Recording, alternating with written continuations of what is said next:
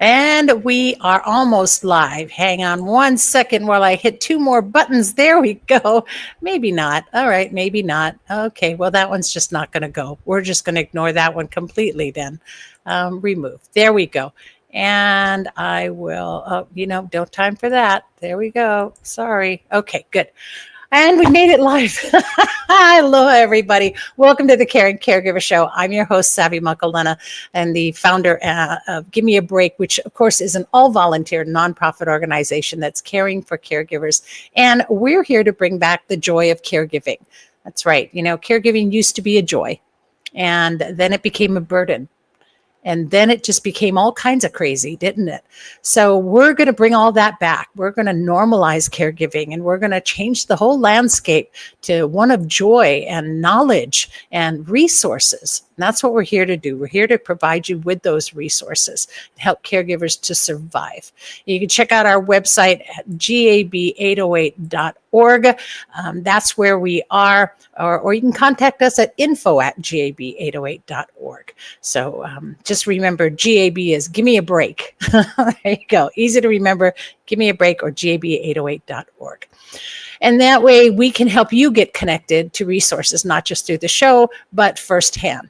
So go onto that website, go onto our website and fill out a caregiver request form, because that gives us information on what maybe we can do to help research and find you and connect you to the resources that you need of any kind. Maybe you just need to get connected to other caregivers. Well, that's one break we can give you every week. And so every week in our support sessions, and they are online, free, so super easy, super convenient, right there for you at 8 p.m. every Tuesday evening. Just join us. We're just a bunch of caregivers just like you. And no professionals there, no psychologists, nobody's trying to get in your head. It's just a safe space. It's just a safe space for you. It's a place where you can take a break, right? And you can go online, put your headphones on, go on your phone, Zoom right in.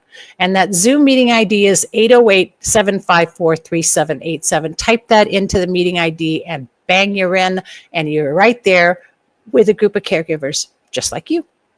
All right. We keep it very positive and educative. So last night, we're rounding out a series of talks that's based on letting go of caregiver guilt. And last night, we spoke about acceptance and how important that is. And how important it is to prioritize your own wellness, because, you're the most important person in the caregiving equation. Without you, there's no caregiving that's happening. So you're very important to that equation. Without you, if you fall ill or you get sick, who's going to care for the one you love? So super important. Share, learn, and connect with us every Tuesday evening at 8 p.m. All right. The Caring Caregiver Show is being brought to you by Gimme a Break. And of course, Gimme a Break, we're here to connect you with resources. Another resource that you can connect with is our online magazine. The Giver's Guide's online magazine is your caregiver's guide to caregiving. And it's exclusively written for caregivers, by caregivers, with a caregiver's point of view, because our point of view is so different from everybody else's. And unless you're a caregiver, you don't get it. And on the cover is, here's our November cover right here. And on the cover is, of course, our beautiful and wonderful caregiver, the winner of our Caregiver of the Year contest in 2024, Shawnee Kanjura, who cared for her mother and with dementia. And she's actually a dementia doula. And she humbly accepted her Caregiver of the Year award at our gala last year. And the question that's being asked on the cover of this issue is, who will be our 2025 Caregiver of the Year? Right? So I'll talk more about that later in the show. Don't go anywhere. Stay tuned. And for now, you can just get your issue and simply go to our website and go to gab808.org/donate. And your tax-deductible donation of $25 or more gets you a Mahalo gift. And that Mahalo gift will include 12 monthly issues. So you'll be able to get an issue every month And that will give you connection to resources and a connection to articles written by our caregivers that tell you how to practice self-care in 2 minutes a day, in 10 seconds a day, how to do all these wonderful things to survive your caregiving journey. And of course, it helps not only you, but it helps us do what we do for caregivers. My guests today are going to be wonderful because they're a wonderful resource. And the other thing too is that whenever a guest comes on the show, we do an ad for them the month that they're on the show. So this November, you can get the information about our guest in that issue. And there'll be a full page ad in there about what they do and what they're all about. So, it's all connected, and we're all trying to get you the information you need to survive. Okay, I'm going to take a deep breath now as I take this off the screen. I'd like to take just a personal moment today. And you all know, because you all know me, and that I've been caring for my mother for the past 11 years. So I'd like to dedicate this show to her. She passed this past week, and it really was a long journey. It was really, really hard. And in the beginning, I didn't know what to do, who to talk to, who to turn to. I became isolated. And some of you all know that I was very depressed. I gained weight. I felt like I wanted my life to be over too. But I survived it and started Gimme a Break. And it's changed my life, and it's changed the life of so many caregivers. But I sincerely want to thank all of you for your kind comments and for your hearts. You really did help me to get through the eventuality that I knew was going to happen with my mother. And I'll tell you, I really thought I was ready for it. She was in and out of hospice 5 times. I thought, I got this. But it hit hard. And I wasn't as strong as I thought I'd be. So thank you all so much for your comments and for your strength. And this is what community really is all about, that we're there for each other. So thank you. Of course, my caregiving journey still continues on. As you know, the love of my life is going through cancer, and I have my mother-in-law. However, it never gets easier. It gets to the point where you have those that you know will hold you up. All right. Sorry about that. So let's get on with the show. It's season 16, and this is episode 5. It's also November, and it's a National Family Caregiver Month, but it is also National Gratitude Month. And so I sincerely wanted to share my gratitude to all of you for all that you did. And especially for those who went the extra mile and donated to Gimme a Break. Thank you for your hearts for that. Thank you so much, because this is our passion mission. And we're going to change the world of caregiving with your support and change everything. We're going to completely change the way caregiving has been, and we're going to take over the world. I just know it.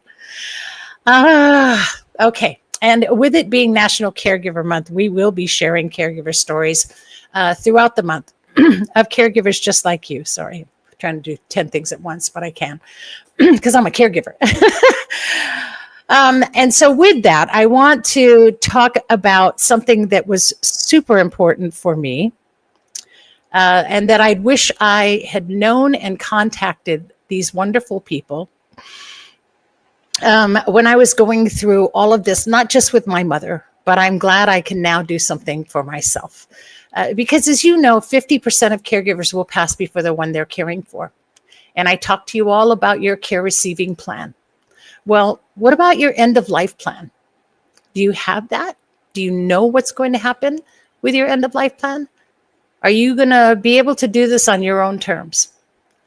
And that's why my next guests are here, to answer some of those questions and to talk about what we have not been talking about, but we need to talk about.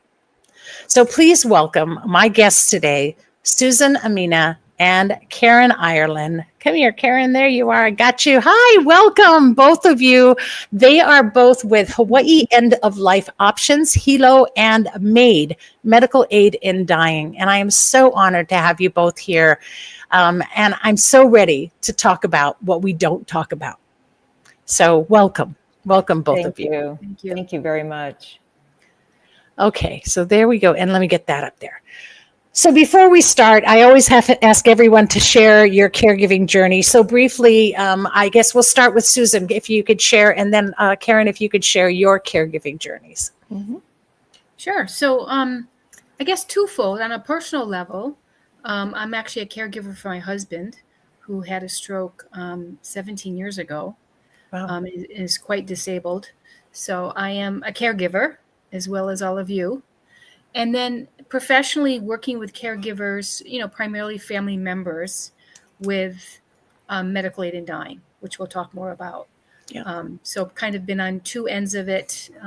Certainly know the stressors involved in being a caregiver and the importance of having, all the support and information that you need to get through that journey. Yes, thank you for that. And Caryn, how about you? What's your caregiving journey? I have a couple of components that really, I think, have helped me as I've started to work more and more with end-of-life care. As a kid in a small town in Wisconsin, I started working in a nursing home as a nurse's aide.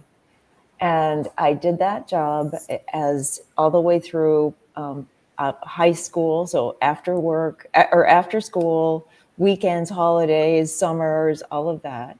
And I think it was interesting to be in that role at a very young age, because I think that really brought the perspective of the importance of caregiving, as well as the support needed for family members and the patient along the way. And then the other part of caregiving is when my husband was a heart transplant. Wow. And it was fascinating to kind of have that situation happen, and he received a new heart, and there was caregiving at that point in time.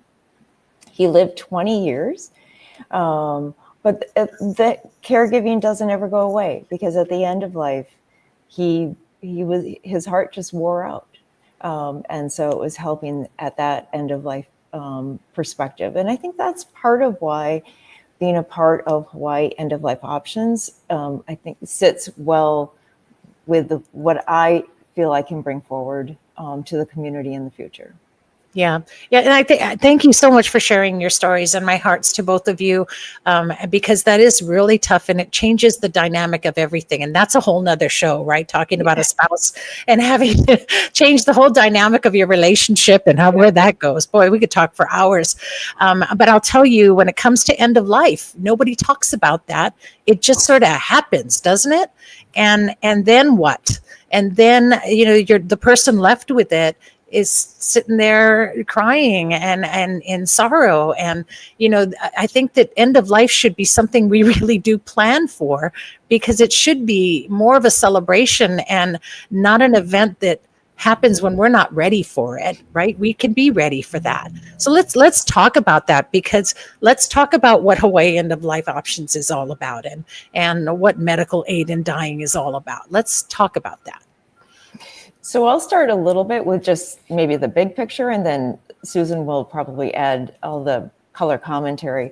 So we're really about a law that was passed in Hawaii in 2018. It actually went into effect in 2019, which is the Our Care, Our Choice Act, Medical Aid in Dying. And what we're realizing is that this act has been in place now for people that have a prognosis of 6 months or less to live. They can still make their decisions. They have to be able to self-administer the medications. But it really is an opportunity for people to start to plan their end of life, rather than kind of having it just happen. And having time to plan it with their family members or their friends, or whatever really fits their model. So Susan, can you talk a little bit more about how medical aid in dying actually works? Sure.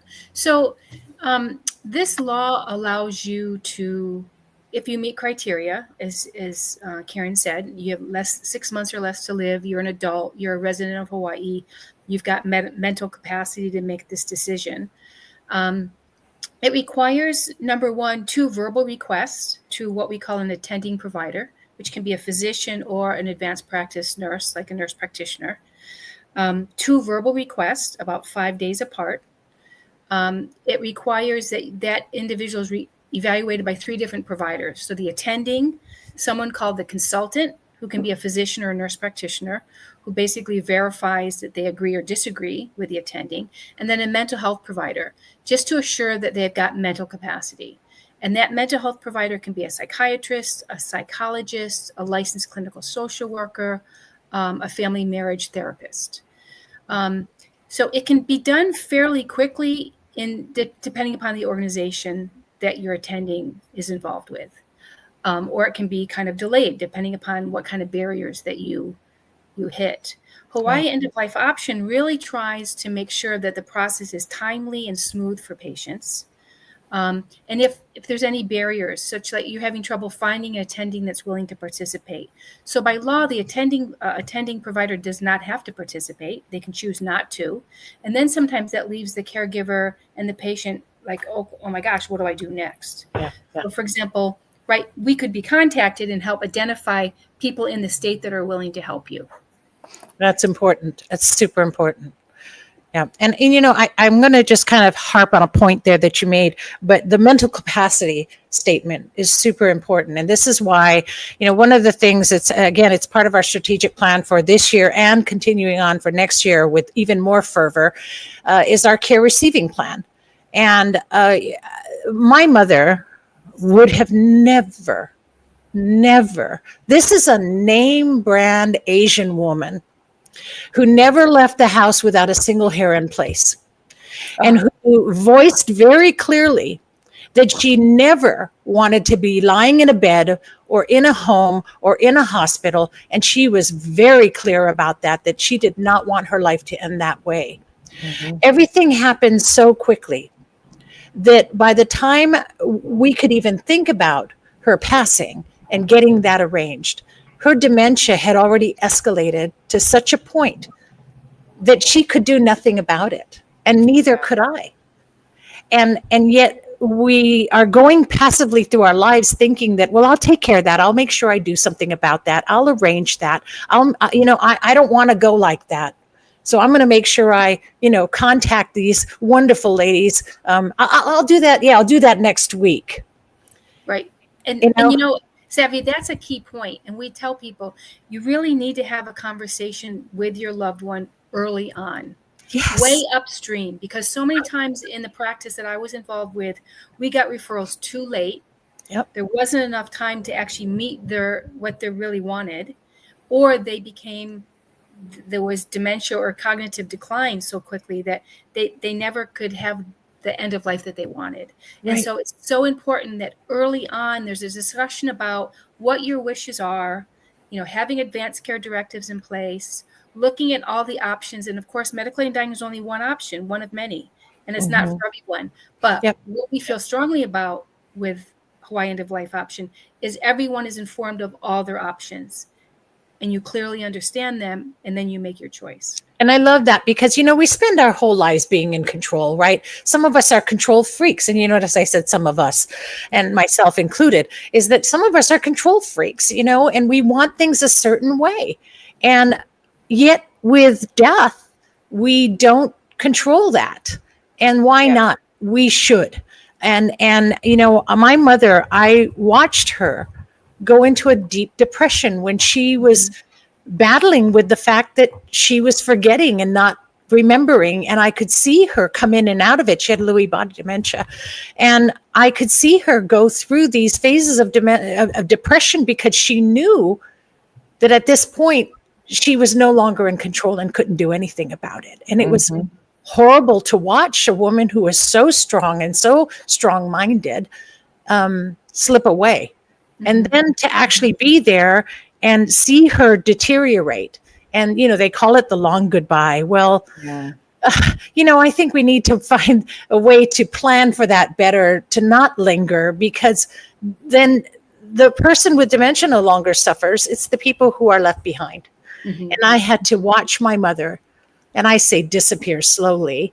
Yeah. And then when I watched her pass, I watched her body fighting it, and her mind was gone. And I'm sorry, it was such a horrible thing to see. Mhm. And that's forever going to be my memory of that. Mhm. Mhm. And I think that this show, the timing of this show, could be any more significant, having had her pass just recently. Yeah. But I'll tell you, caregivers, you're in control. You're taking charge. That's why you're the caregiver. Yeah. Get your plan together for you now, and help, if you can still help the person you're caring for to be in control, then let's get them in control. But at least, at the very minimum, plan for your exit now, because it is our eventuality. We are all going to pass. Will we pass on our terms? Right. I Right? think the other piece that I would add to that is have this conversation with your physician now as well. We end up doing a number of CEU kind of events for the clinical team, because we do know that it's a journey for the physicians as well, for them to participate in medical aid and dying. It's new for them, and it really has been interesting to hear their stories along the way. But to your point, we absolutely want to make sure these conversations are happening with our family members and with our clinical team. Yes. Before it's needed. Because if physicians just maybe need education, we can help with that. If they have, can I support this internally? They'll have time for that. Versus kind of being surprised at the last minute, and then it's tough, right? And then it's too late, right? And and I think we need to normalize these conversations, and I know for years people said, no, you can't talk about death. If you talk about death, you'll die, but no, you're going to die. Yeah. So we all are. So let's do it on our terms, right? We need to have these conversations. We need to have them as families. We need to change that. That's another part of that, changing the narrative to our own lives and to care receiving, and we're going to be taken care of. So why would we want to leave the person who cares for us with this new burden now of our own existence, and how that's going to be in our final days, when we can still be in charge of that? What if you lose your voice, right? It's Right. important. And that's why I was so excited to have you on today, because this is something we need to talk about. We just do. It just needs to become a normal part of conversation. Let's have lunch, and the drinks are here. Hey, so by the way, what's your end of life plan? I don't know. But I think, and maybe that's being a little, crass, but it's true. We need to be able to have that conversation in that way. It needs to normalize. Actually, that might be a really good conversation over cocktails. Right? I agree. Something like a bottle of wine and yes. And be a little looser. I love that. And I think the other thing we always do, and Susan, please chime in here, is this: we're talking about medical aid and dying as one of many end-of-life options.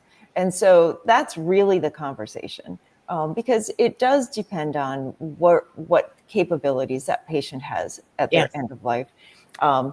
But this is probably the newest one. And the fact that Hawaii is one of 12 states that has this in place, we really want to make sure that we're doing education so that people don't forget that this option's out there. Sorry, Susan, I didn't mean to interrupt you. No, I just wanted to say, I think that an important point, that many patients or caregivers pick up the medication for the patient. Many patients don't take it.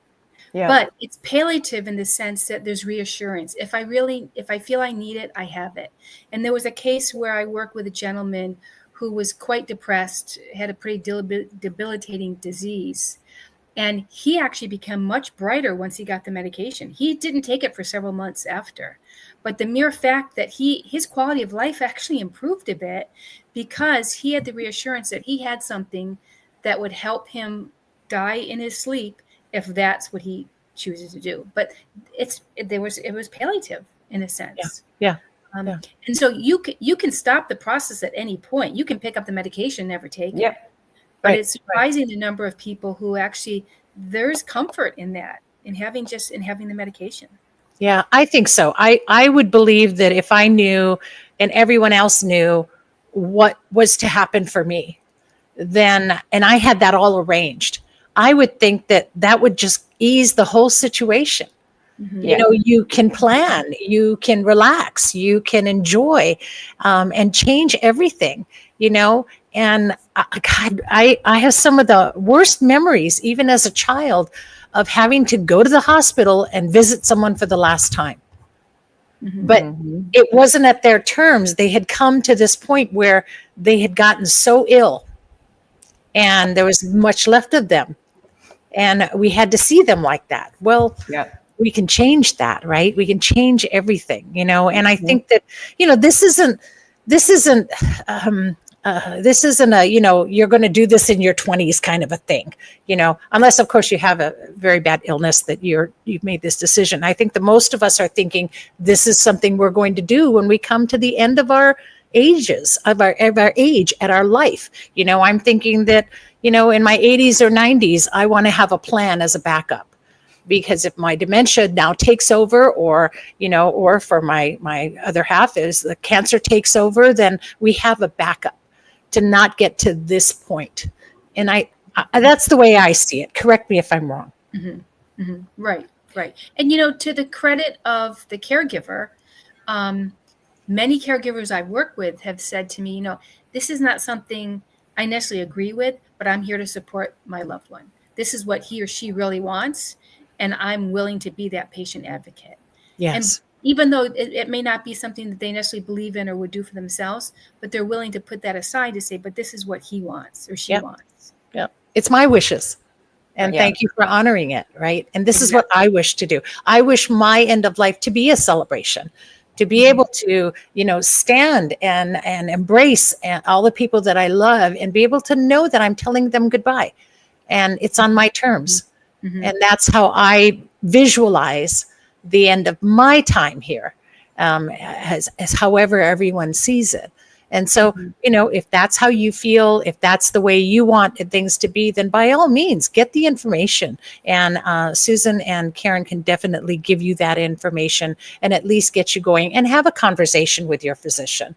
Talk to your doctors about it. You know, they rush around a lot and they have your well-being under consideration, but we sometimes need to throw those questions at them. We have to stop them in a visit. We're not just there for our yearly checkup. By the way, can you talk to me about this? And pose that to them so they can sit there, and you'll find they'll probably sit back down and say, well, you know, let's talk about that then. You know, and let's get the ball rolling on things. And so take charge of your own eventuality, I feel, right? It's and don't give up if that physician, for whatever reason, isn't comfortable with medical aid in dying, isn't comfortable with the process. Don't give up. We will help you find a provider that is. This isn't for everyone, and there's some very strong opinions, right, among people and providers, and that's okay. We respect that.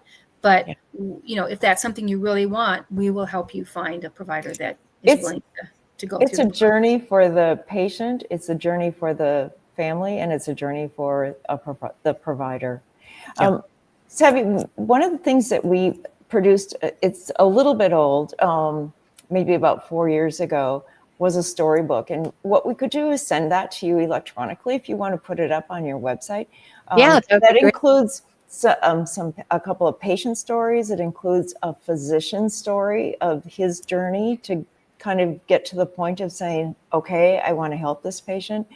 So it just might be useful for people to read those stories. Would you agree, Susan? Any other? I was thinking about the storybook. We probably have a couple of other resources we can send you. Yeah, that would be great, because you're that's hearing a wonderful resource. That would be really helpful, I think.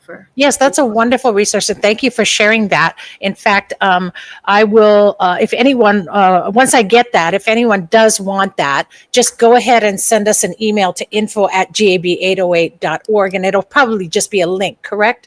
It's an online Is that a link that you're sending me or a PDF? I think I'm sending you a PDF because Okay. I don't think I have a link for it any longer. And that's fine. And send me the Okay. PDF, and then we'll make sure to get that to anyone who wants that. So just info@gab808.org, and we will send that information to you. I'm excited to get that. So email me the PDF, and we'll definitely get that distributed.